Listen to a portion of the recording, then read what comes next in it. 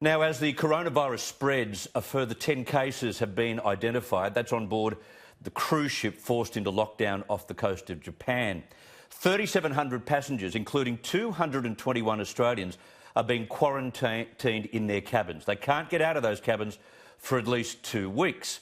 Closer to home, let's go live now to Christmas Island, where, as you may know, 276 Australians are locked up in quarantine there. There seems to be mixed first-hand reviews of conditions at Christmas Island, but do you notice that no one is asking to go back to Wuhan? Well, none that we hear about anyway. There is speculation that as more Australians are evacuated from other hotspots, the likelihood is that the government may have to use mining camps, hotels and motels to isolate people.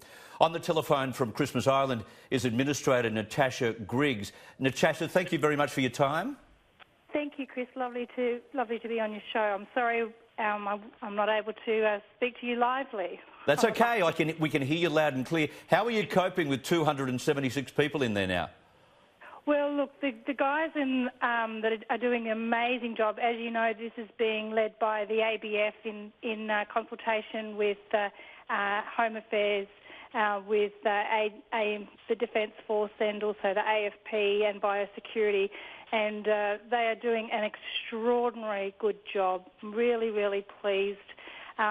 We've got, and obviously the medical team as part of OSMAT are doing an extraordinary job as well. The evacuees are receiving world-class medical treatment.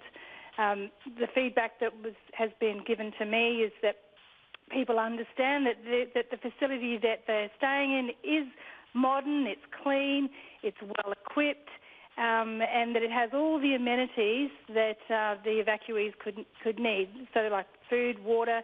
There's toys for the children because there's a number of children there. There's some other activities for the kids. There's sporting equipment. There's the internet.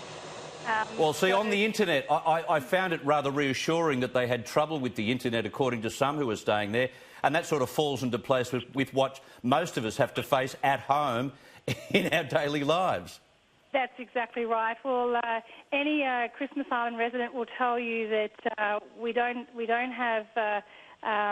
We have 2G here, and so we're looking for in the future to get some better internet facilities. But okay, I wanted to know one thing. Have you found that cockroach? Well, look, there's lots of creepy crawlies around Christmas Island. That's part of what happens living in the tropics, and there's lots of crabs around as well. And I guess what I'm really concerned about is that all the negative talk about Christmas Island, and so we've got a community leader that wants to talk down this magnificent place. My challenge to the national media is, how about you showcase some of the extraordinary natural environment we've got here? We've got world-class diving and snorkeling facilities. We've got fishing that's incredible. We've got the national parks, and we've got some people that would really love a plug. So, like extra divers and Christmas Island wet and dry adventures, they would love to have a plug of the extraordinary world-class diving facilities that they have here. And we've got Chris Brave, who set up our first Eco Lodge. He would love a bit of an expose on his wonderful work. Well, you've just done that. My other concern before we let you go is, will you run out of room, as some speculated today? Look, the advice, and we're getting advice from the medical people. I mean, the facility is not being run as a detention centre, and the advice from the medical professionals is to ensure that this disease doesn't spread. So how many more beds have you got, though? If you had to take another 100 tomorrow, would you have room?